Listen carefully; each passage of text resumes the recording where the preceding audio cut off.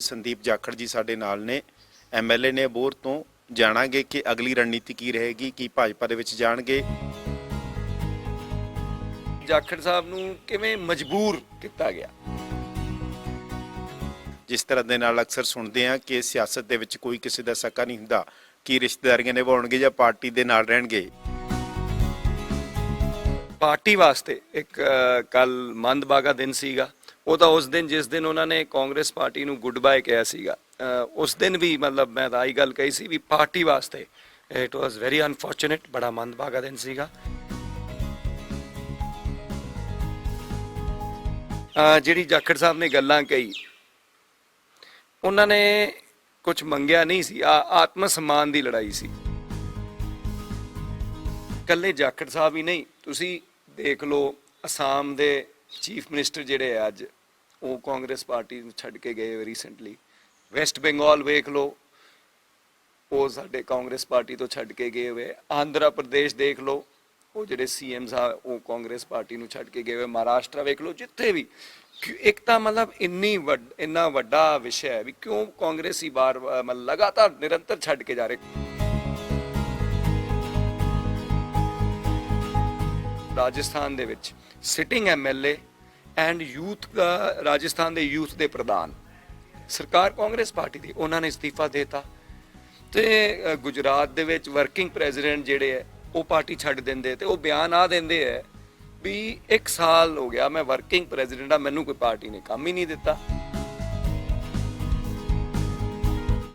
ਸਤਿ ਸ਼੍ਰੀ ਅਕਾਲ। ਪੰਜਾਬ ਲੋਕ ਮਤ ਟੀਵੀ ਦੇ ਵਿੱਚ ਤੁਹਾਡਾ ਸਭ ਦਾ ਸਵਾਗਤ ਹੈ। ਮੈਂ ਹਾਂ ਜਸਪਾਲ ਮਾਨ। ਪੰਜਾਬ ਦੀ ਸਿਆਸਤ ਦੇ ਵਿੱਚ ਲਗਾਤਾਰ ਹਲਚਲਾਂ ਆ ਰਹੀਆਂ ਨੇ। ਸੁਨੀਲ ਜਾਖੜ ਜੀ ਹੈ ਜਿਹੜੇ, ਉਹ ਭਾਜਪਾ ਜੁਆਇਨ ਕਰ ਲੈਂਦੇ ਆ, ਤੇ ਇਸੇ ਮਸਲੇ ਉੱਤੇ ਗੱਲਬਾਤ ਕਰਾਂਗੇ। ਉਹਨਾਂ ਦੇ ਭਤੀਜੇ ਸੰਦੀਪ ਜਾਖੜ ਜੀ ਸਾਡੇ ਨਾਲ ਨੇ ਐਮਐਲਏ ਨੇ ਅਬੋਹਰ ਤੋਂ। ਜਾਣਾਂਗੇ ਕਿ ਅਗਲੀ ਰਣਨੀਤੀ ਕੀ ਰਹੇਗੀ, ਕੀ ਭਾਜਪਾ ਦੇ ਵਿੱਚ ਜਾਣਗੇ। ਜਿਸ ਤਰ੍ਹਾਂ ਦੇ ਨਾਲ ਅਕਸਰ ਸੁਣਦੇ ਆ ਕਿ ਸਿਆਸਤ ਦੇ ਵਿੱਚ ਕੋਈ ਕਿਸੇ ਦਾ ਸਕਾ ਨਹੀਂ ਹੁੰਦਾ, ਕੀ ਰਿਸ਼ਤੇਦਾਰੀਆਂ ਨਿਭਾਉਣਗੇ ਜਾਂ ਪਾਰਟੀ ਦੇ ਨਾਲ ਰਹਿਣਗੇ। ਇਹ ਸਵਾਲ ਵੀ ਕਰਾਂਗੇ ਜੀ।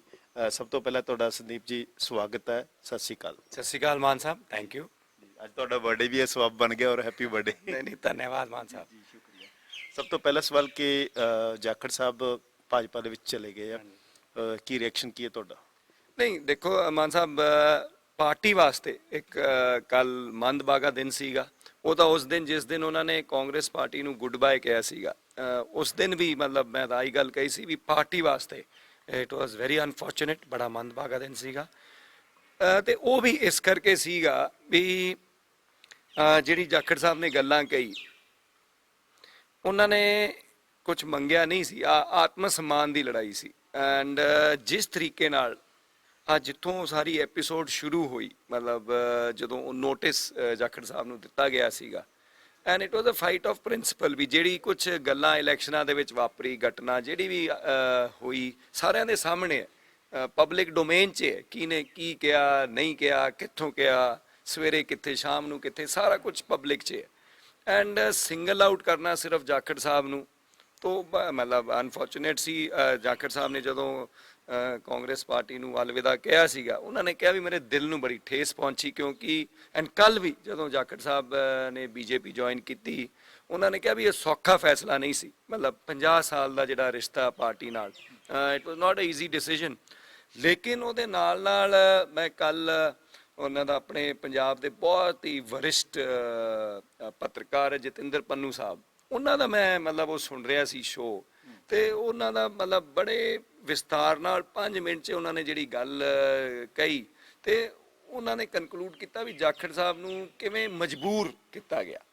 ਐਂਡ ਮੇਰੇ ਮਨ 'ਚ ਜਿਹੜੀ ਤੀਜ਼ ਹੈ ਵੀ ਇੱਕ ਤਾਂ ਜਿਹੜਾ ਆਪਣਾ ਚਿੰਤਨ ਸ਼ਿਵਰ ਹੋਇਆ ਸੀ ਸਾਡਾ ਕਾਂਗਰਸ ਪਾਰਟੀ ਦਾ ਉਦੈਪੁਰ ਦੇ ਵਿੱਚ, ਐਂਡ ਜਾਖੜ ਸਾਹਿਬ ਨੇ ਵੀ ਇਹ ਇਸ਼ੂਜ਼ ਚੱਕੀ ਸੀ ਜਦੋਂ ਉਹਨਾਂ ਨੇ ਪਾਰਟੀ ਛੱਡੀ, ਵੀ ਜਿਹੜੀ ਅਸਲੀ ਚਿੰਤਾ ਕਰਨ ਦੀ ਗੱਲ ਹੈ ਕਾਂਗਰਸ ਪਾਰਟੀ ਨੂੰ, ਵੀ ਇੱਕ ਤਾਂ ਇਕੱਲੇ ਜਾਖੜ ਸਾਹਿਬ ਹੀ ਨਹੀਂ, ਤੁਸੀਂ ਦੇਖ ਲਓ ਅਸਾਮ ਦੇ ਚੀਫ ਮਿਨਿਸਟਰ ਜਿਹੜੇ ਆ ਅੱਜ, ਉਹ ਕਾਂਗਰਸ ਪਾਰਟੀ ਨੂੰ ਛੱਡ ਕੇ ਗਏ ਰੀਸੈਂਟਲੀ। ਵੈਸਟ ਬੰਗਾਲ ਵੇਖ ਲਓ, ਉਹ ਸਾਡੇ ਕਾਂਗਰਸ ਪਾਰਟੀ ਤੋਂ ਛੱਡ ਕੇ ਗਏ ਹੋਏ। ਆਂਧਰਾ ਪ੍ਰਦੇਸ਼ ਦੇਖ ਲਓ, ਉਹ ਜਿਹੜੇ ਸੀਐਮਸ ਆ ਉਹ ਕਾਂਗਰਸ ਪਾਰਟੀ ਨੂੰ ਛੱਡ ਕੇ ਗਏ ਹੋਏ, ਮਹਾਰਾਸ਼ਟਰ ਵੇਖ ਲਓ, ਜਿੱਥੇ ਵੀ ਇੱਕ ਤਾਂ ਮਤਲਬ ਇੰਨਾ ਵੱਡਾ ਵਿਸ਼ਾ ਹੈ ਵੀ ਕਿਉਂ ਕਾਂਗਰਸੀ ਮਤਲਬ ਲਗਾਤਾਰ ਨਿਰੰਤਰ ਛੱਡ ਕੇ ਜਾ ਰਹੇ। ਪਰਸੋਂ ਹੀ ਮੈਂ ਪੜ੍ਹ ਰਿਹਾ ਸੀ ਅਖਬਾਰ ਦੇ ਵਿੱਚ, ਰਾਜਸਥਾਨ ਦੇ ਵਿੱਚ ਸਿਟਿੰਗ ਐਮਐਲਏ ਐਂਡ ਯੂਥ ਦਾ, ਰਾਜਸਥਾਨ ਦੇ ਯੂਥ ਦੇ ਪ੍ਰਧਾਨ, ਸਰਕਾਰ ਕਾਂਗਰਸ ਪਾਰਟੀ ਦੀ, ਉਹਨਾਂ ਨੇ ਅਸਤੀਫਾ ਦੇਤਾ। ਤੇ ਗੁਜਰਾਤ ਦੇ ਵਿੱਚ ਵਰਕਿੰਗ ਪ੍ਰੈਜ਼ੀਡੈਂਟ ਜਿਹੜੇ ਹੈ ਉਹ ਪਾਰਟੀ ਛੱਡ ਦਿੰਦੇ, ਤੇ ਉਹ ਬਿਆਨ ਆ ਦਿੰਦੇ ਹੈ ਵੀ 1 ਸਾਲ ਹੋ ਗਿਆ ਮੈਂ ਵਰਕਿੰਗ ਪ੍ਰੈਜ਼ੀਡੈਂਟ ਆ, ਮੈਨੂੰ ਕੋਈ ਪਾਰਟੀ ਨੇ ਕੰਮ ਹੀ ਨਹੀਂ ਦਿੱਤਾ। ਤੇ ਇਹ ਜਿਹੜੀ ਚੀਜ਼ਾਂ ਇਹਨਾਂ ਦੇ ਉੱਤੇ ਪਤਾ ਨਹੀਂ ਕਿਉਂ ਨਹੀਂ ਵਿਚਾਰ ਹੋ ਰਿਹਾ। ਐਂਡ ਮੇਰਾ ਮੰਨਣਾ ਹੈ, ਦੇਖੋ ਕਾਂਗਰਸ ਪਾਰਟੀ ਜੇ ਆਪਣਾ ਏਜੰਡਾ ਲਾਗੂ ਕਰਨਾ ਚਾਹੁੰਦੀ ਹੈ, it starts from winning election. ਜੇ ਇਲੈਕਸ਼ਨ ਜਿੱਤਾਂਗੇ ਤਾਂ ਸੱਤਾ 'ਚ ਆਵਾਂਗੇ, ਸੱਤਾ 'ਚ ਆਵਾਂਗੇ ਤਾਂ ਸਾਡਾ ਕੋਈ ਏਜੰਡਾ ਲਾਗੂ ਹੋਊਗਾ। ਤੇ ਉਸ ਦਿਨ ਸੁਨੀਲ ਜੀ ਨੇ ਜਿਹੜੀ ਗੱਲ ਕਹੀ ਬੜੀ ਮੈਨੂੰ ਸਟ੍ਰਾਈਕ ਕੀਤੀ। ਉਹਨਾਂ ਨੇ ਮਤਲਬ ਉਦਾਹਰਣ ਤਾਂ ਸਾਰੇ ਦਿੱਤੇ, ਪੰਜਾਬ ਦਾ 78 ਤੋਂ 18 ਤੇ ਆ ਗਏ, ਉੱਤਰਾਖੰਡ, ਪਰ ਉੱਤਰ ਪ੍ਰਦੇਸ਼ ਦਾ ਬੜਾ ਸਟ੍ਰਾਈਕਿੰਗ ਐਗਜ਼ਾਮਪਲ ਸੀ। ਉੱਥੋਂ 80 ਐਮਪੀ ਬਣ ਕੇ ਆਉਂਦੇ, ਚੁਣ ਕੇ ਆਉਂਦੇ 80 ਐਮਪੀ। ਤੇ ਜੇ ਅਸੀਂ ਮਤਲਬ ਲੋਕ ਸਭਾ ਦੇ ਵਿੱਚ ਮੈਜੋਰਿਟੀ 'ਚ ਆਣਾ ਹੈ ਤੇ ਬਹੁਤ ਵੱਡਾ ਮਤਲਬ ਇੱਕ ਸੂਬਾ ਹੈ, ਤੇ ਉੱਥੇ 403 ਸੀਟਾਂ ਦੇ ਵਿੱਚੋਂ 390 ਤੇ ਕਾਂਗਰਸ ਪਾਰਟੀ ਦੀ ਜ਼ਮਾਨਤ ਜ਼ਬਤ ਹੋ ਜਾਂਦੀ ਹੈ। ਮਤਲਬ 2% ਵੋਟ ਸ਼ੇਅਰ ਹੈ ਉੱਤਰ ਪ੍ਰਦੇਸ਼ ਦੇ ਵਿੱਚ ਅੱਜ ਦੇ ਦਿਨ। ਇਹ ਗੱਲਾਂ ਕਿਸੇ ਨੇ ਚਿੰਤਨ ਸ਼ਿਵਰ ਤੇ ਗੱਲ ਹੀ ਨਹੀਂ ਕੀਤੀ। ਤੇ ਪਾਰਟੀ ਕਿੱਥੇ ਜਾ ਰਹੀ ਹੈ, ਕੀ ਸੋਚ ਰਹੀ ਹੈ, ਮਤਲਬ ਮੈਂ ਹੈਰਾਨ ਹਾਂ। ਜਾਖੜ ਸਾਹਿਬ ਨਾਲ ਜਦੋਂ ਜੁਆਇਨਿੰਗ ਤੋਂ ਬਾਅਦ ਉਸ ਤੋਂ ਪਹਿਲਾਂ ਗੱਲਬਾਤ ਹੋਈ ਤਾਂ ਕੀ ਉਹਨਾਂ ਦਾ ਜਿਹੜਾ ਪਹਿਲੇ ਬੋਲ ਕੀ ਸੀ ਉਹਨਾਂ ਦੇ? ਨਹੀਂ, ਦੇਖੋ ਉਹਨਾਂ ਨੇ ਵੀ ਜਿਹੜੀ ਗੱਲਾਂ ਕੀਤੀ, ਉਹਨਾਂ ਨੇ ਕਿਹਾ ਕਿ ਉਸ ਦਿਨ ਵੀ ਮੇਰੇ ਜਿਸ ਦਿਨ ਉਹਨਾਂ ਨੇ ਰਿਜ਼ਾਈਨ ਕੀਤਾ, ਛੱਡੀ ਪਾਰਟੀ, ਵੀ 50 ਸਾਲ ਦਾ ਜਿਹੜਾ ਰਿਸ਼ਤਾ ਹੈ, ਤੇ ਉਹ ਕਹਿੰਦੇ ਵੀ ਮੈਂ ਮਤਲਬ ਜਿਹੜਾ ਜਾ ਰਿਹਾ, ਮੈਂ ਤੁਹਾਨੂੰ ਅੱਜ ਵੀ ਉਸ ਦਿਨ ਵੀ, ਕਿਉਂਕਿ ਪਾਰਟੀ ਦੇ ਪ੍ਰਤੀ ਆਪਣਾ ਨੂੰ ਹੀ, ਆਪਣੇ ਜਿਹੜੇ ਹੁੰਦੇ ਉਹਨਾਂ ਨੂੰ ਹੀ ਕਹਿੰਦੇ ਆ, ਤੇ ਇਸ ਕਰਕੇ ਉਹਨਾਂ ਨੇ ਕਿਹਾ ਵੀ ਅੱਜ ਵੀ ਉਸ ਦਿਨ ਜਿਸ ਦਿਨ ਉਹਨਾਂ ਨੇ ਪਾਰਟੀ ਛੱਡੀ ਸੀ, ਵੀ ਅੱਜ ਵੀ ਮੇਰੇ ਦਿਲ ਦੇ ਵਿੱਚ ਹਮਦਰਦੀ ਹੈ ਕਾਂਗਰਸ ਵਾਸਤੇ। ਇਸ ਕਰਕੇ ਮੈਂ ਤੁਹਾਨੂੰ ਦੱਸ ਰਿਹਾ ਵੀ ਇਹ ਗੱਲਾਂ ਜਿਹੜੀ ਹੈਗੀ ਹੈ, ਜੇ ਅੱਜ ਵੀ ਇਹਨਾਂ ਦੇ ਆਪਾਂ ਗੌਰ ਨਹੀਂ ਕਰਾਂਗੇ ਦੈਨ ਮਤਲਬ ਕਿਵੇਂ ਪਾਰਟੀ ਸਰਵਾਈਵ ਕਰੂਗੀ, ਕਿੱਥੇ ਪਾਰਟੀ ਪਹੁੰਚ ਗਈ ਹੈ।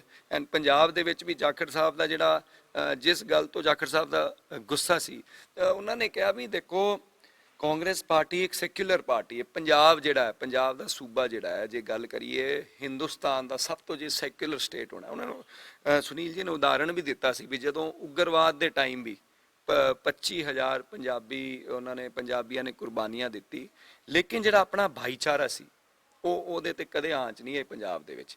ਲੇਕਿਨ ਜਿਸ ਤਰੀਕੇ ਨਾਲ ਪਹਿਲੀ ਵਾਰੀ ਰਾਜਨੀਤੀ ਦੇ ਵਿੱਚ, ਪੰਜਾਬ ਦੀ ਰਾਜਨੀਤੀ ਦੇ ਵਿੱਚ ਉਹ ਹਿੰਦੂ ਸਿੱਖ ਚਿਹਰੇ ਦੀ ਗੱਲ ਹੋਈ, ਜਾਖੜ ਸਾਹਿਬ ਦਾ ਆਈ ਕਹਿਣਾ ਸੀਗਾ ਵੀ ਕਾਂਗਰਸ ਸੈਕੂਲਰ ਪਾਰਟੀ ਹੈ। ਉਹ ਗੱਲ ਆਈ ਕਿੱਥੋਂ, ਕਿਹਨੇ ਸ਼ੁਰੂਆਤ ਕੀਤੀ, ਉਹਨਾਂ ਨੂੰ ਪਾਰਟੀ ਨੇ ਕਿਉਂ ਨਹੀਂ ਰਿਪਰਮਾਂਡ ਕੀਤਾ, ਕਿਉਂ ਨਹੀਂ ਕੁਝ ਮਤਲਬ ਆਈ ਕਹਿਣਾ ਸੀ ਵੀ ਆ ਪਾਰਟੀ ਦੀ ਪਾਰਟੀ ਲਾਈਨ ਨਹੀਂ ਹੈ, ਇਹ ਗਲਤ ਹੈ, ਮਤਲਬ that's what he wanted. But ਉਹ ਜਿਵੇਂ ਸਾਰਾ ਘਟਨਾ ਵਾਪਰੀ, ਅੱਜ ਵੀ ਪਾਰਟੀ ਨੇ ਉਹਨਾਂ ਨੂੰ ਹੁਣੇ ਤੱਕ ਨਹੀਂ ਕੁਝ ਕਿਹਾ। ਜੀ, ਜੇ in case Congress secular party ਹੈ ਤਾਂ ਫਿਰ ਜਾਖੜ ਸਾਹਿਬ ਇਹ ਸਟੇਟਮੈਂਟ ਕਿਉਂ ਦਿੰਦੇ ਆ ਕਿ ਮੈਂ ਹਿੰਦੂ ਸੀਗਾ ਇਸ ਕਰਕੇ ਮੈਨੂੰ ਸੀਐਮ ਫੇਸ ਨਹੀਂ ਬਣਾਇਆ ਗਿਆ, ਸੀਐਮ ਨਹੀਂ ਬਣਾਇਆ ਗਿਆ? ਨਹੀਂ, ਜਾਖੜ ਸਾਹਿਬ ਦਾ ਇਹ ਸਵਾਲ ਸੀਗਾ ਵੀ ਉਹਨਾਂ ਨੇ ਕਿਹਾ ਵੀ ਕਾਂਗਰਸ ਇੱਕ ਸੈਕੂਲਰ ਪਾਰਟੀ ਹੈ, ਤੇ ਆ ਕਿਉਂ ਉਹ ਬਿਆਨ ਦੇ ਰਹੇ ਹੈ ਵੀ ਹਿੰਦੂ ਚਿਹਰਾ ਸਿੱਖ ਚਿਹਰਾ। ਅਗੇਨ ਉਹੀ ਤਾਂ ਮੈਂ ਤੁਹਾਨੂੰ ਕਹਿ ਰਿਹਾ, ਜਾਖੜ ਸਾਹਿਬ ਨੇ ਆਹ ਸਟੇਟਮੈਂਟ ਦਿੱਤੀ ਸੀ ਵੀ ਸੈਕੂਲਰ ਪਾਰਟੀ ਜੇ ਆਹ ਕਹਿ ਰਹੀ ਹੈ ਫਿਰ ਅਸੀਂ ਕਿੱਥੋਂ ਦੇ ਸੈਕੂਲਰ ਰਹਿ ਗਏ। ਜਾਖੜ ਸਾਹਿਬ ਦੀ ਆਹ ਸਟੇਟਮੈਂਟ ਸੀ। ਸੀਐਮ ਬਣਾਉਣਾ ਨਹੀਂ ਬਣਾਉਣਾ ਉਹ ਪਾਰਟੀ ਦਾ ਫੈਸਲਾ ਸੀ, ਕਿਹਨੂੰ ਮਰਜ਼ੀ ਬਣਾ ਦਿੰਦੇ, ਲੇਕਿਨ ਜਿਸ ਤਰੀਕੇ ਨਾਲ ਉਹਨਾਂ ਨੇ ਗੱਲ ਨੂੰ ਘੁਮਾ ਕੇ ਜਿਸ ਤਰੀਕੇ ਦਾ ਇਨੀਸ਼ੀਅਲੀ ਪੇਸ਼ ਕੀਤਾ, ਉਹ ਜਾਖੜ ਸਾਹਿਬ ਦਾ ਰੋਸ ਸੀਗਾ। ਇਸ ਚੀਜ਼ ਨੂੰ ਲੈ ਕੇ ਚਲੋ ਠੀਕ ਹੈ, ਓਕੇ ਸੈਕੂਲਰ ਪਾਰਟੀ, ਤੁਸੀਂ ਇਸ ਚੀਜ਼ ਨੂੰ ਲੈ ਕੇ ਕੱਲ ਨੂੰ ਜਿੱਦਾਂ ਸਪੋਜ਼ ਕਰੋ ਚੋਣਾਂ ਆਉਂਦੀਆਂ ਜਾਖੜ ਸਾਹਿਬ, ਜੇ ਤੁਸੀਂ ਇਸ ਚੀਜ਼ ਨੂੰ ਲੈ ਕੇ ਮਸਲਾ ਤਾਂ ਨਹੀਂ ਬਣਾਓਗੇ ਕਿ ਯਾਰ ਹਿੰਦੂ ਫੇਸ ਕਰਕੇ ਨਹੀਂ ਬਣਾਇਆ ਗਿਆ, ਜਾਂ ਇਹਨਾਂ ਚੀਜ਼ਾਂ ਨੂੰ ਦੁਬਾਰਾ ਉਜਾਗਰ ਕਰਨ ਦਾ ਯਤਨ ਤਾਂ ਨਹੀਂ ਕਰੋਗੇ? ਨਹੀਂ, ਯਤਨ ਤਾਂ ਨਹੀਂ ਕਰਾਂਗੇ, ਪਰ ਹੋ ਗਿਆ ਇੱਕ ਮਤਲਬ ਗੱਲ ਤਾਂ ਪਬਲਿਕ ਡੋਮੇਨ 'ਚ ਆ ਗਈ, ਪਬਲਿਕ ਫੋਰਮ 'ਚ ਗੱਲ ਤਾਂ ਆਈ ਗਈ। ਲੇਕਿਨ ਜਿਵੇਂ ਉਸ ਦਿਨ ਸੁਨੀਲ ਜੀ ਨੇ ਕੱਲ ਜਦੋਂ ਜੁਆਇਨਿੰਗ ਕੀਤੀ, ਉਹਨਾਂ ਨੇ ਮਤਲਬ ਜਿਹੜੀ ਗੱਲਾਂ ਕੀਤੀ, again he is a secular person, ਮਤਲਬ ਉਹਨਾਂ ਦੀ ਜਿਹੜੀ ਸੋਚ ਹੈ, ਪੰਜਾਬ ਦੀ ਜਿਹੜੀ ਸੋਚ ਹੈ, ਉਹ ਤਾਂ ਪੰਜਾਬੀਅਤ ਦੀ ਉਹਨਾਂ ਨੇ ਗੱਲ ਕੀਤੀ। ਪਰ ਕੁਝ ਮਤਲਬ ਹਰ ਪਾਰਟੀ ਦੇ ਵਿੱਚ ਕੁਝ ਲੋਕ ਹੁੰਦੇ ਹੈ ਜਿਨ੍ਹਾਂ ਦੀ ਜਿਹੜੀ ਵੱਖ-ਵੱਖ ਵਿਚਾਰਧਾਰਾ ਹੁੰਦੀ ਹੈ। ਬਟ ਸੁਨੀਲ ਜੀ ਨੇ ਕਦੇ ਵੀ, ਜਿਵੇਂ ਮੈਂ ਪਹਿਲੇ ਵੀ ਕਹਿ ਰਿਹਾ ਸੀ, ਉਹਨਾਂ ਨੇ ਤਾਂ ਪਾਰਟੀ ਦਾ ਬਚਾਵ ਕਰਨ ਦੀ ਕੋਸ਼ਿਸ਼ ਕੀਤੀ ਸੀ ਜਦੋਂ ਪਹਿਲੀ ਵਾਰੀ ਆ ਗੱਲ ਆਈ ਸੀ।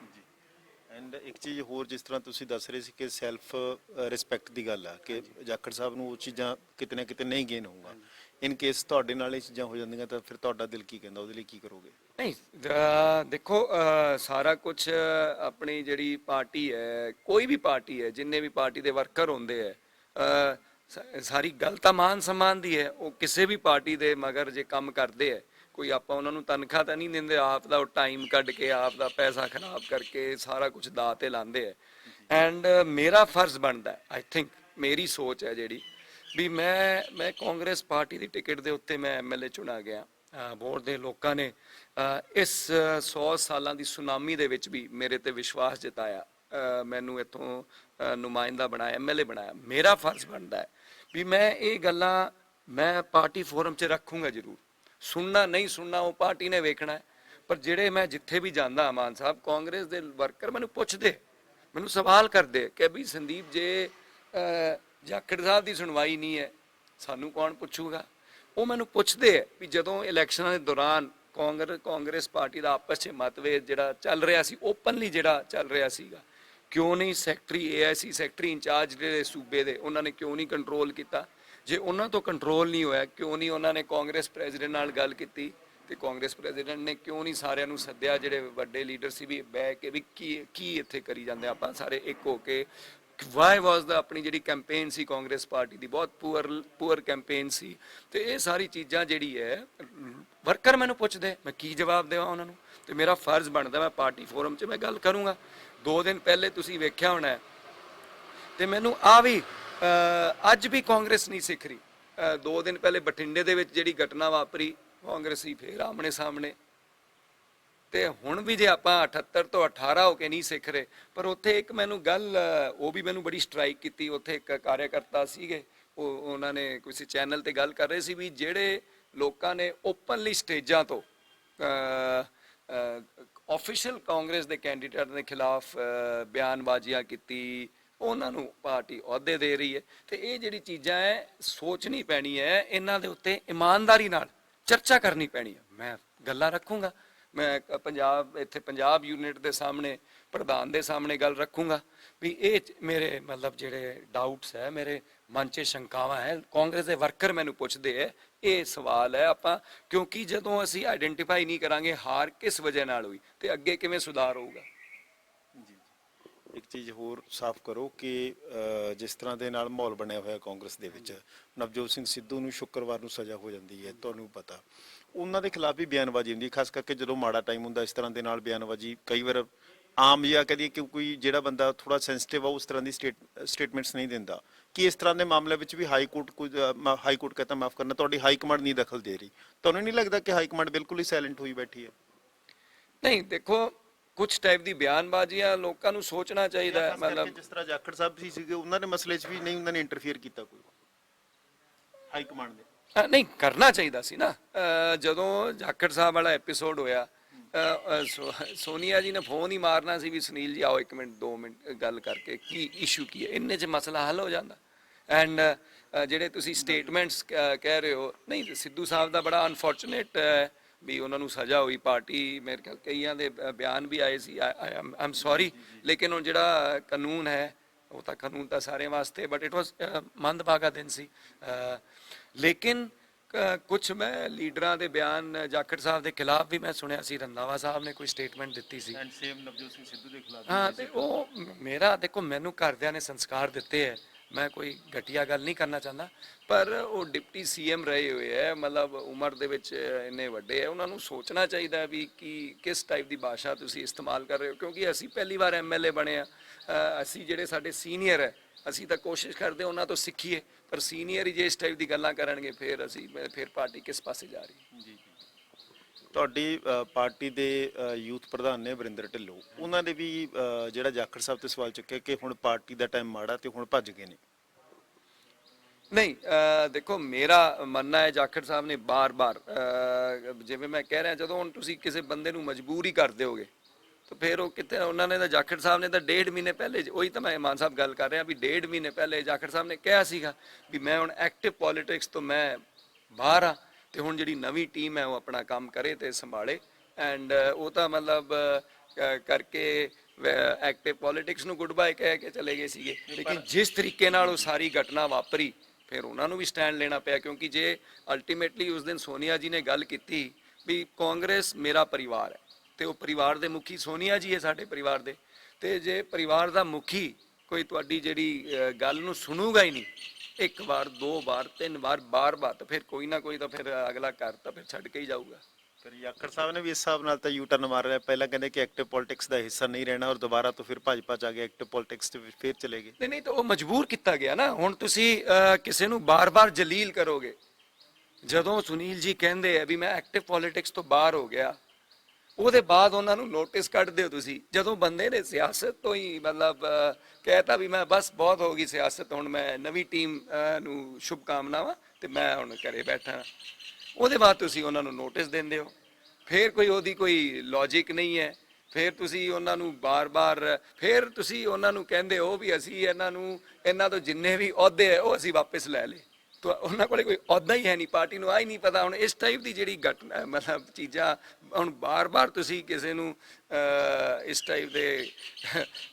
ਟਾਈਪ ਦੀ ਗੱਲਾਂ ਕਰੋ, ਫਿਰ ਅਗਲਾ ਵੀ ਪੰਜਾਬ ਅਣਖ ਵਾਸਤੇ ਵੀ ਜਾਣਿਆ ਜਾਂਦਾ ਹੈ। ਆਪਾਂ ਜਿਹੜਾ ਪੰਜਾਬੀਆਂ ਨੇ ਜਿਹੜਾ ਮੋਰਚਾ ਲਾਇਆ ਸੀ, ਉਹ ਪੰਜਾਬ ਦੀ ਅਣਖ ਨੂੰ ਲਲਕਾਰਿਆ ਗਿਆ ਸੀਗਾ, ਤੇ ਹੁਣ ਬਾਰ-ਬਾਰ ਤੁਸੀਂ ਇਸ ਟਾਈਪ ਦੀ ਗੱਲਾਂ ਕਰੋਗੇ, ਫਿਰ ਜਾਖੜ ਸਾਹਿਬ ਨੇ ਸਟੈਂਡ ਲਿੱਤਾ। ਮਤਲਬ ਅਣਖ ਵਾਸਤੇ ਜਾਖੜ ਸਾਹਿਬ ਨੇ ਸਟੈਪ ਲਿਆ।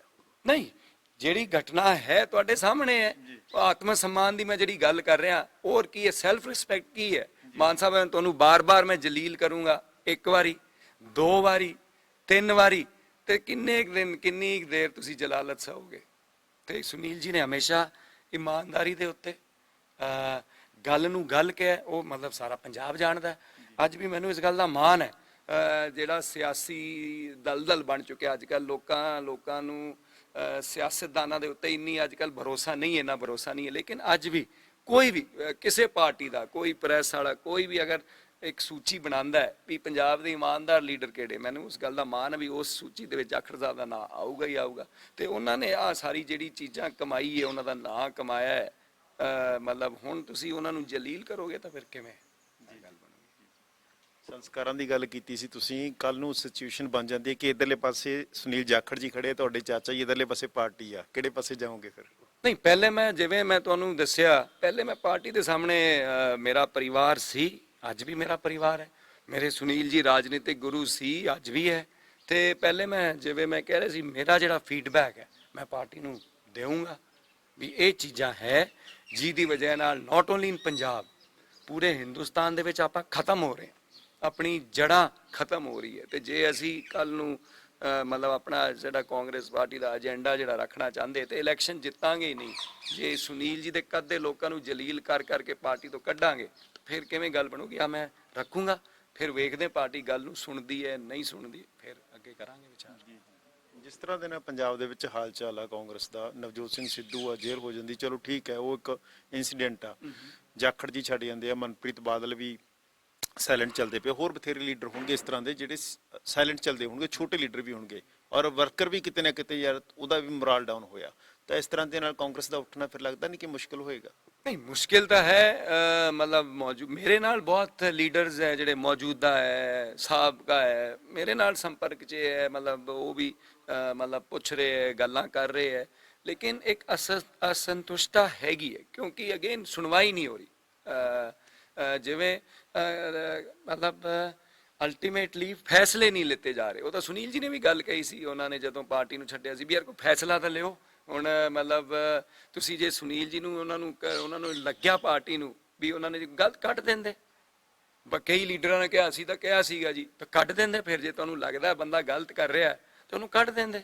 ਫੈਸਲਾ ਤਾਂ ਲਿਓ, ਮਤਲਬ ਫੈਸਲੇ ਨਹੀਂ ਲੈ ਰਹੇ ਅਸੀਂ। ਜਦੋਂ ਫੈਸਲੇ ਲੈਂਦੇ ਆ ਉਹਦੀ ਕੋਈ ਮਤਲਬ ਲੌਜਿਕ ਨਹੀਂ ਹੈ। ਮਤਲਬ ਲੋਕ ਪੁੱਛਦੇ, ਸਾਨੂੰ ਵਰਕਰ ਪੁੱਛਦੇ ਵੀ ਇਸ ਬੰਦੇ ਨੂੰ ਕਿਵੇਂ, ਆਹ ਬੰਦਾ ਕਿਵੇਂ। ਅੱਜ ਜਿਹੜੇ ਮਤਲਬ ਸੁਨੀਲ ਜੀ ਨੇ ਗੱਲ 1977 ਦੇ ਵਿੱਚ ਜਦੋਂ ਸਾਰੀ ਕਾਂਗਰਸ ਪਾਰਟੀ ਮਤਲਬ ਪੂਰੇ ਦੇਸ਼ ਤੋਂ ਖਤਮ ਹੋ ਗਈ ਸੀ, ਉਸ ਟਾਈਮ ਵੀ ਸਾਡਾ ਪਰਿਵਾਰ ਇੰਦਰਾ ਜੀ ਨਾਲ ਖੜਾ ਸੀਗਾ। ਤੇ ਅੱਜ ਜਿਹੜੇ ਬੰਦੇ ਉਸ ਟਾਈਮ ਛੱਡ ਗਏ ਸੀਗੇ, ਅੱਜ ਉਹ ਵੱਡੇ ਅਹੁਦਿਆਂ ਤੇ ਬੈਠੇ ਹੈ। ਤੇ ਇਹ ਸਾਰੀ ਗੱਲਾਂ ਹੈ ਪਾਰਟੀ ਨੂੰ ਇਮਾਨਦਾਰੀ ਨਾਲ, ਖੁੱਲੇ ਦਿਲ ਨਾਲ। ਸੋਨੀਆ ਜੀ ਨੇ ਮੈਂ ਚਿੰਤਨ ਸ਼ਿਵਰ 'ਚ ਗੱਲ ਕਹੀ ਸੀ, ਖੁੱਲੇ ਦਿਲ ਨਾਲ ਇਮਾਨਦਾਰੀ ਨਾਲ ਇਹ ਗੱਲਾਂ ਦੇ ਉੱਤੇ ਵਿਚਾਰ ਕਰਨ ਦੀ ਜ਼ਰੂਰਤ ਹੈ। ਐਂਡ ਇੱਕ ਚਿੰਤਨ ਸ਼ਿਵਰ 'ਚ ਇੱਕ ਹੋਰ ਗੱਲ ਹੋਈ ਸੀ, ਪਰਫਾਰਮੈਂਸ ਬੇਸਡ। ਪਰਫਾਰਮੈਂਸ ਵੇਖੋ, ਹੁਣ ਜਿਹੜੇ ਤੁਸੀਂ ਸੈਕਟਰੀ ਲਾ ਰਹੇ ਹੋ ਸੂਬਿਆਂ ਦੇ ਵਿੱਚ, ਫਿਰ ਇਲੈਕਸ਼ਨ ਦੇ ਬਾਅਦ ਰਿਜ਼ਲਟ ਵੇਖੋ, ਫਿਰ ਉਹਦਾ ਕੀ ਰਿਜ਼ਲਟ ਹੈ, ਮਤਲਬ ਤੁਸੀਂ ਹੁਣ ਉਹਨੂੰ ਜੱਜ ਕਰੋ, ਪਰਫਾਰਮੈਂਸ ਦੇ ਉੱਤੇ ਜੱਜ ਕਰੋ।